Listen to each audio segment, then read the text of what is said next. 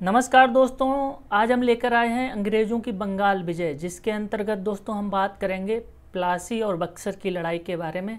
जानेंगे कि किस तरह से प्लासी और बक्सर की लड़ाई ने अंग्रेज़ों के लिए एक मार्ग खोला कि वो भारत के अब वास्तविक शासक बन जाते हैं। ठीक है, तो देर ना करते हुए आगे बढ़ते हैं। सबसे पहले समझ लेते हैं कि 17वीं और 18वीं शताब्दी में बंगाल की स्थिति क्या थी।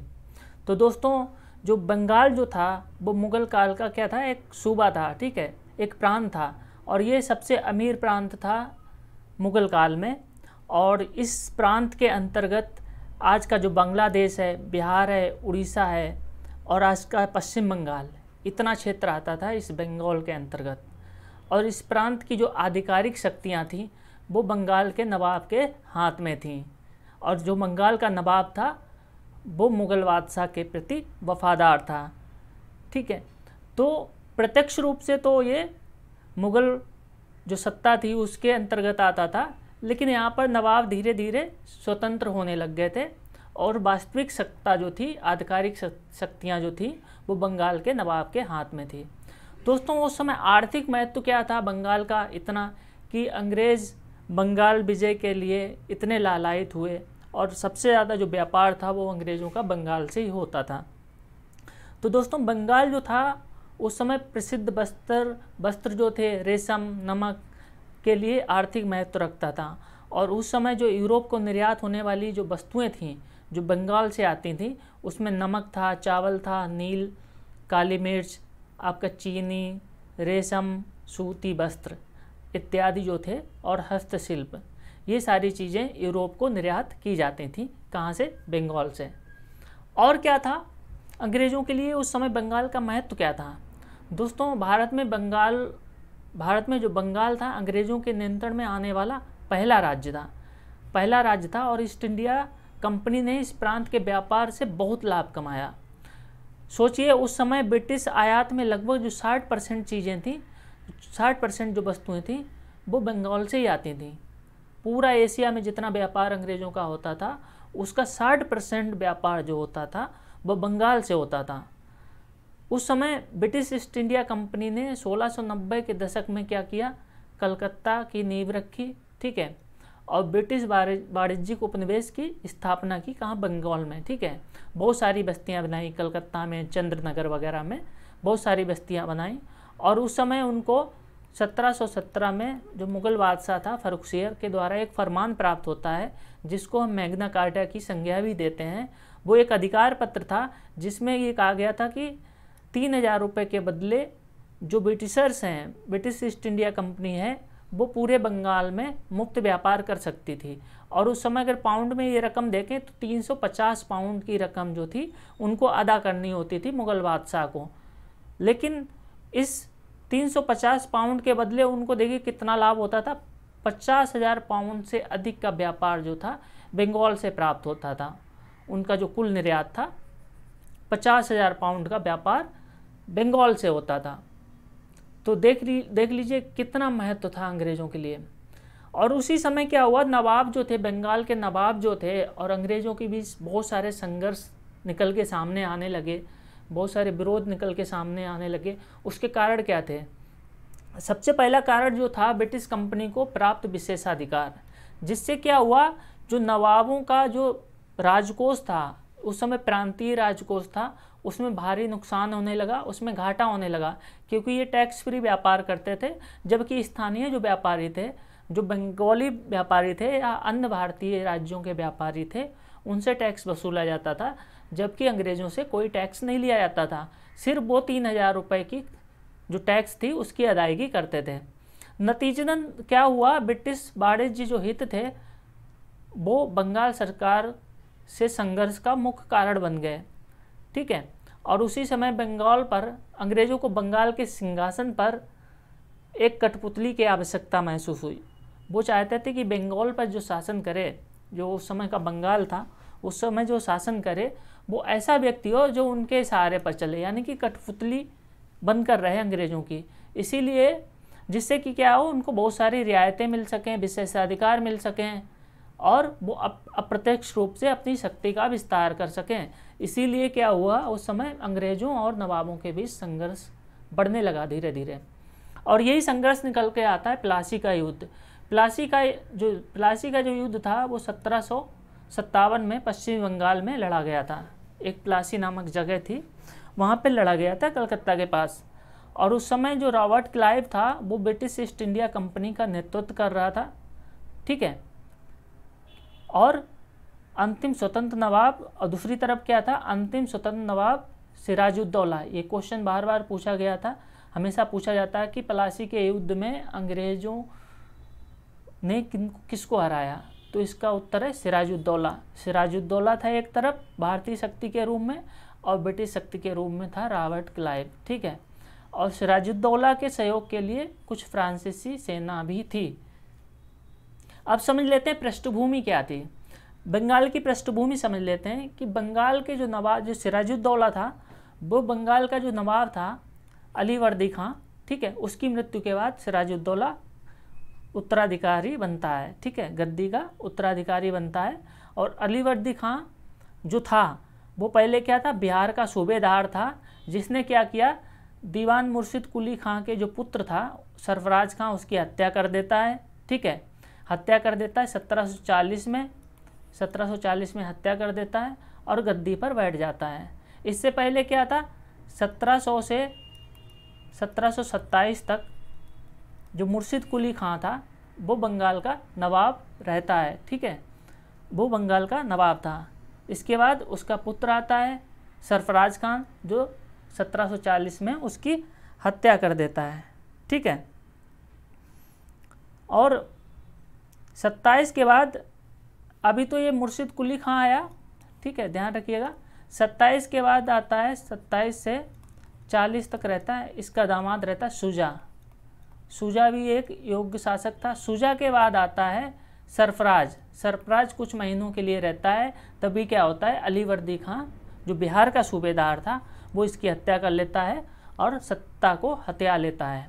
लेकिन क्या होता है, बाद में क्या होता है, 1756 में, ध्यान रखिएगा, 1756 में अलीवर्दी खां की मृत्यु हो जाती है। और अलीवर्दी खां का जो नाती था, यानी कि बेटी का जो पुत्र था, वो कौन था, सिराजुद्दौला। और सिराजुद्दौला बंगाल का उत्तराधिकारी बनता है। और उत्तराधिकारी बनते ही ये बहुत सारे प्रतिद्वंदियों से घिर जाता है, इसके बहुत सारे विरोधी बन जाते हैं, इसके खुद के रिश्तेदार बन जाते हैं। और यही रिश्तेदार, यही विरोधी, यहाँ तक कि इसका सेनापति भी प्लासी के युद्ध में अंग्रेज़ों की मदद करते हैं, ठीक है, ध्यान रखिएगा।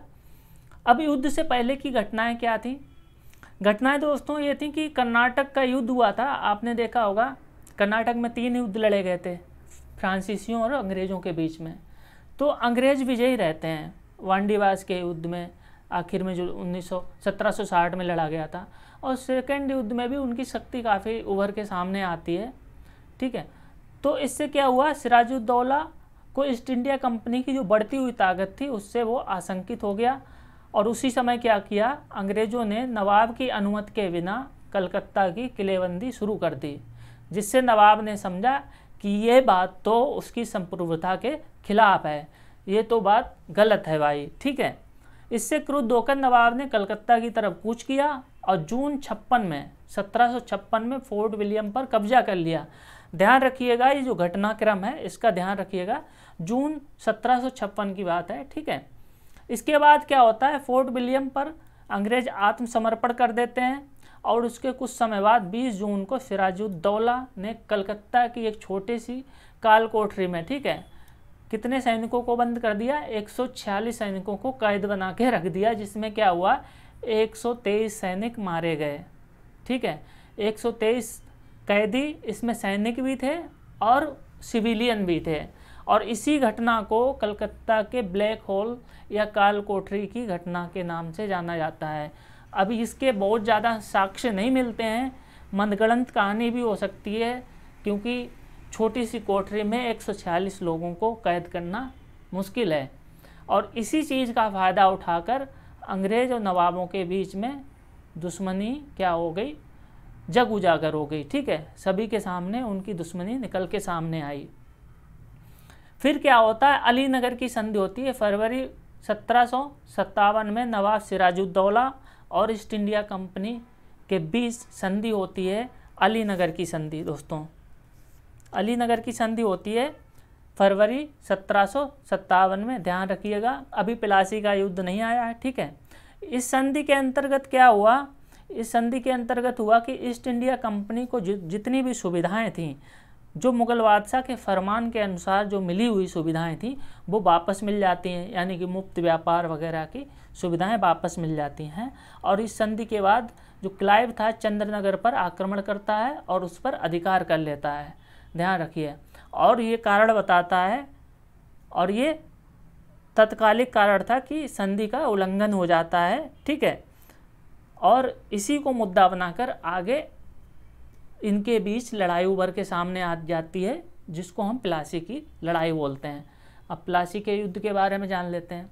उस समय क्या हुआ, रॉबर्ट क्लाइव का आगमन होता है, क्योंकि अंग्रेज जो थे बुरी तरह से हार चुके थे सिराजुद्दौला से।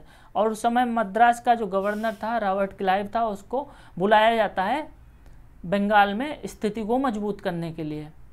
और नवाब के असंतुष्ट अनुयायी जब वो आता है तो बहुत सारे अनुयायी थे उसके, अपने वफादार लोग थे, जो कि वफादार नहीं रहते, उसके रिश्तेदार थे, जैसे मीर जाफ़र हो गए और अन्य जो सेनापति थे वो लोग उसके रिश्तेदार, ठीक है। ये क्या करते हैं, मिलकर एक षड्यंत्र शुरू कर देते हैं नवाब के खिलाफ। और इसके बदले में क्या होता है, मीर जाफ़र अंग्रेज़ों से क्या चाहता है कि गद्दी पर उसको बिठाया जाए, और वो अंग्रेज़ों का साथ देता है और एक गुप्त संधि कर लेता है, ठीक है। एक गुप्त संधि अंग्रेज़ों और मीर जाफ़र के बीच हो जाती है, ठीक है। इस समय क्या हुआ, युद्ध होता है। अब युद्ध का क्रम जान लेते हैं। तो नवाब की सेना प्लासी में क्लाइव की सेना का सामना करती है, और जिसमें क्या होते हैं, कुछ फ्रांसीसी सैनिक भी जो होते हैं वो नवाब की सहायता करते हैं। लेकिन देखिए, नवाब के पास 50,000 सैनिक थे, जबकि अंग्रेज़ों के पास मात्र 3,000 सैनिक थे। हालांकि क्या हुआ, जो गुप्त गठबंधन हो गया था षड्यंत्रकारियों और अंग्रेज़ों के बीच में, इससे क्या होता है, अंग्रेज़ों की स्थिति बहुत ज़्यादा मजबूत हो जाती है। और इस समय क्या होता है, मीर जाफ़र लगभग 1/3 सेना के साथ लड़ाई में शामिल ही नहीं होता है। और हालांकि क्या होता है, सिराजुद्दौला हार जाता है, और हार से बचने के लिए अपनी जान बचाकर वो भाग जाता है, ठीक है। भाग जाता है, पटना भागता है। पटना भागते समय क्या होता है, वो अपनी पत्नी के साथ पटना भाग जाता है। और उस समय मीर जाफ़र का पुत्र जो था वो सिराजुद्दौला की हत्या कर देता है, ठीक है। सिराजुद्दौला की हत्या कर देता है। अब बात कर लेते हैं प्लासी के युद्ध की, बात की क्या स्थितियां थीं। तो प्लासी का युद्ध खत्म होता है, अंग्रेज जीत जाते हैं। इसके बाद क्या होता है, मीर जाफ़र जो कि गद्दार सेनापति था, उसको क्या करते हैं, बंगाल का नवाब घोषित कर दिया जाता है। अब मुर्शिदाबाद की गद्दी पर बिठाया जाता है। उस समय बंगाल की राजधानी क्या थी, ये राजधानी थी मुर्शिदाबाद, ध्यान रखिएगा। गद्दी पर बिठाया जाता है, और जो उनके बीच जो पूर्व समझौता हुआ था उसके अनुसार जो मीर जाफ़र है, मीर जाफ़र क्या करता है, अंग्रेज़ों को 24 परगना, एक जगह है कलकत्ता के पास, अब तो ज़िला भी है, नॉर्थ 24 परगना और साउथ 24 परगना 2 ज़िले हैं। वहाँ पे बहुत सारे गांव थे, उनकी ज़मींदारी अंग्रेज़ों को दे देता है। हालांकि मीर जाफ़र बाद में धीरे धीरे अंग्रेज़ों की जो महत्वाकांक्षा थी उसको संतुष्ट करने में असफल रहता है, जिस कारण क्या होता है, अंग्रेज़ उसको सिंहासन से उतार कर फेंक देते हैं और उसके दामाद मीर कासिम को गद्दी पर बिठाते हैं। अब देख लीजिए, पहले कौन आया, सिराजुद्दौला आया, ठीक है। दूसरा कौन आया, मीर कासिम, मीर जाफ़र, ठीक है। और जाफ़र के बाद आता है अब कासिम। देखिए 2-4 साल में ही, 2-3 साल में 3 नवाब बदल गए।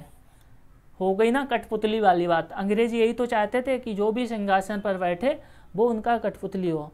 इसके बाद मीर जाफ़र को हटाकर मीर कासिम को, जो कि मीर जाफ़र का दामाद था, उसको गद्दी पर बिठा दिया जाता है। अब धीरे धीरे क्या होता है, बक्सर की लड़ाई होती है। बक्सर की लड़ाई कब लड़ी गई, 1764 में लड़ी गई। अंग्रेज़ों की तरफ से जो कैप्टन था वो हेक्टर मुनरो था, ठीक है। और दूसरी तरफ कौन था, बंगाल का नवाब मीर कासिम था, अवध का नवाब शुजाउद्दौला था। शुजाउद्दौला, ध्यान रखिएगा। और मुग़ल सम्राट शाह आलम द्वितीय, उस समय मुग़ल सम्राट। एक पक्ष में ये 3 लोग थे और एक पक्ष में अंग्रेज़ थे। तो इनकी संयुक्त सेना के बीच में बक्सर का युद्ध लड़ा गया। और ये कब लड़ा गया? 1764 में। ध्यान रखिए, क्वेश्चन बनता है यहाँ से। अब इसकी पृष्ठभूमि की बात कर लेते हैं, क्यों लड़ा गया।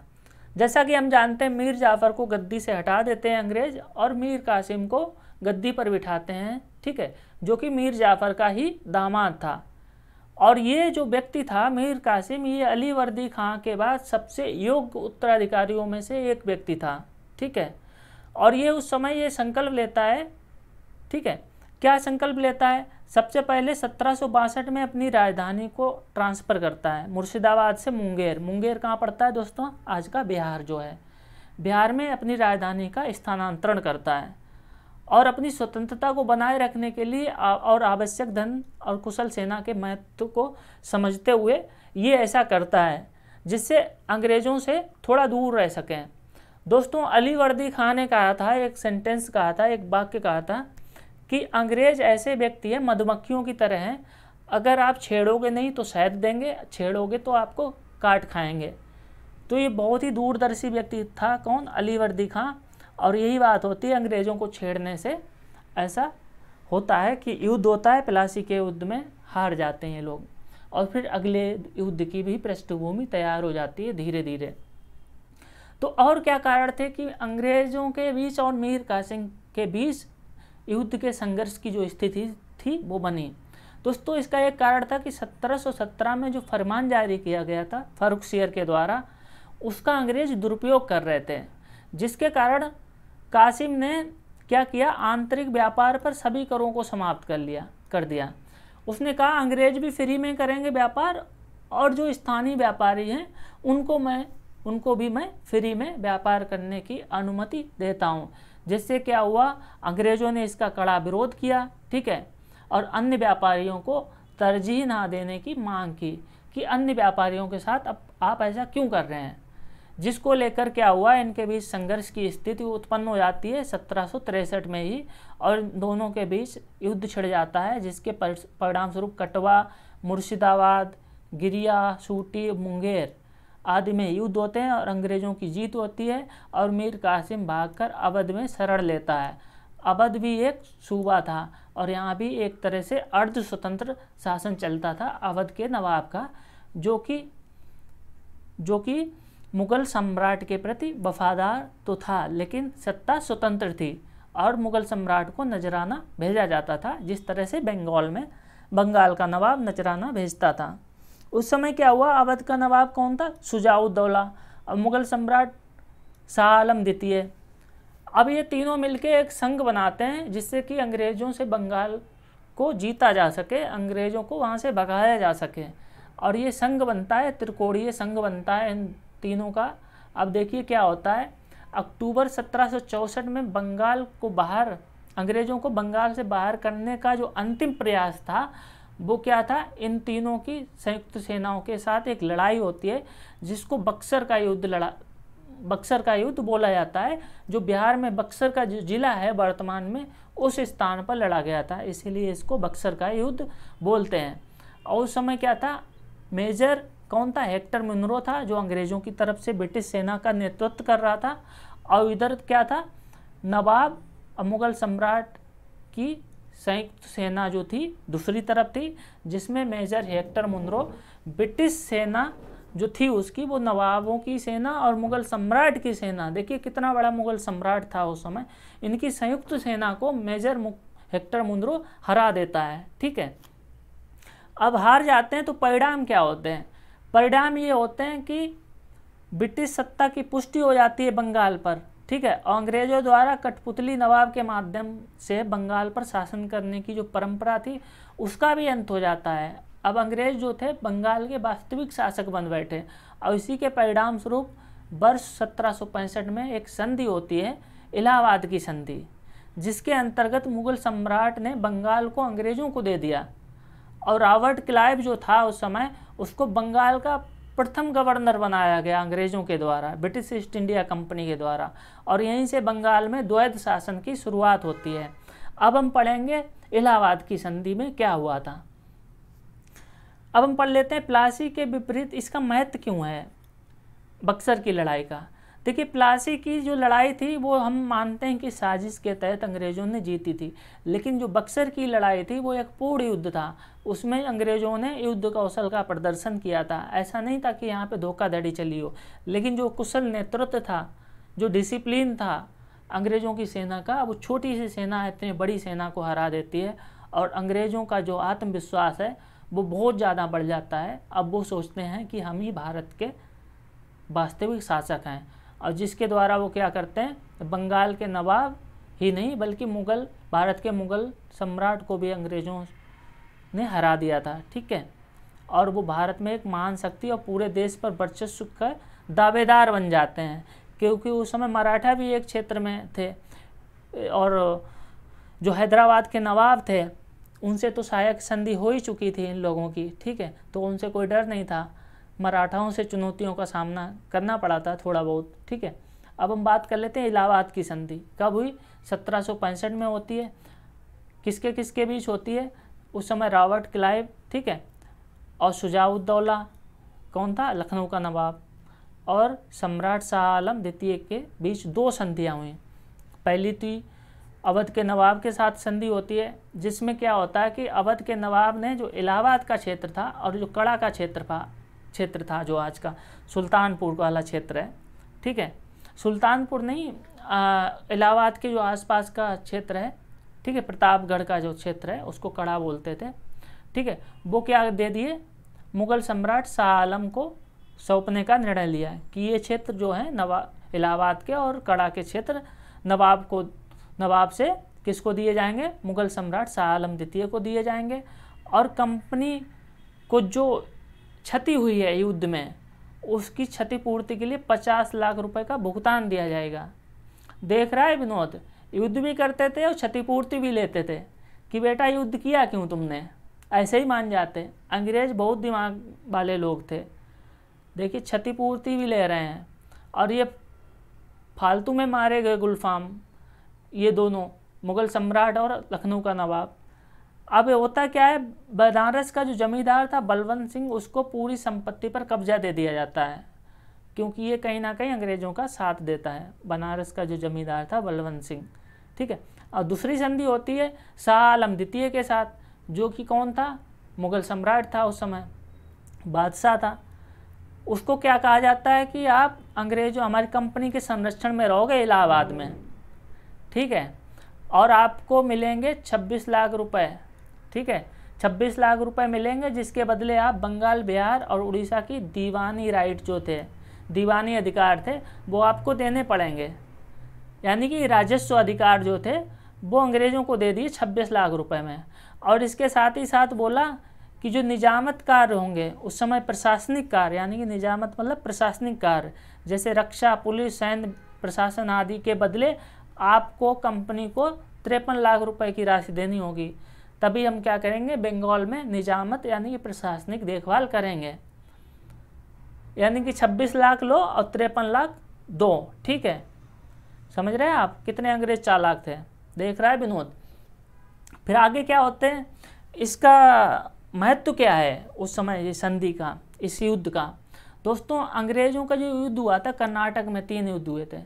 ठीक है, कर्नाटक युद्ध जो था व्यापारिक वर्चस्व को लेकर था। ठीक है, 3 युद्ध जो लड़े गए, ठीक है, वो फ्रांसीसियों और अंग्रेजों के बीच लड़े गए। जबकि जो प्लासी का युद्ध था 1757 में और बक्सर की जो लड़ाई थी, इसमें महत्वपूर्ण अंतर क्या है। कर्नाटक युद्ध जो था, जो ब्रिटिश वर्चस्व को स्थापित कर दिया युद्ध में, कि अब क्या करेंगे, ब्रिटिश ईस्ट इंडिया कंपनी ही व्यापार करेगी भारत से। अब कोई नहीं इनका प्रतिद्वंदी बचा था, कोई भी यूरोपीय प्रतिद्वंदी नहीं बचा था। जबकि प्लासी के युद्ध में क्या हुआ कि ब्रिटिश साम्राज्य की नींव पड़ गई प्लासी के युद्ध में। और बक्सर की लड़ाई में तो क्या हुआ भाई, बंगाल, बिहार और उड़ीसा के जो स्वामी थे वो अंग्रेज़ों के स्वामित्व स्थापित कर दिया बंगाल, बिहार, उड़ीसा में। अब तो ये समझ में आ गया कि भारत की एक महान शक्ति और पूरे देश पर वर्चस्व के जो दावेदार हैं वो अंग्रेज ही हैं।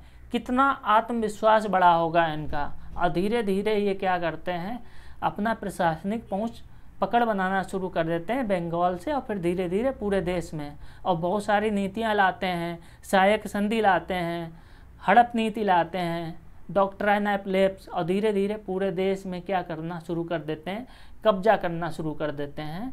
और यहीं से शुरुआत हो जाती है अंग्रेज़ों की भारत विजय की। तो अंग्रेज़ों की भारत विजय की शुरुआत प्लासी और बक्सर के युद्ध को माना जाता है, और यहीं से अब ये व्यापारी कम और साम्राज्यवादी ज़्यादा हो गए थे। तो इसी के साथ हम अपने इस लेक्चर को समाप्त करते हैं। हमारा वीडियो अगर अच्छा लगा हो तो इसको लाइक करें। अगर आप हमारे चैनल पर नए हैं तो चैनल को सब्सक्राइब करें। धन्यवाद।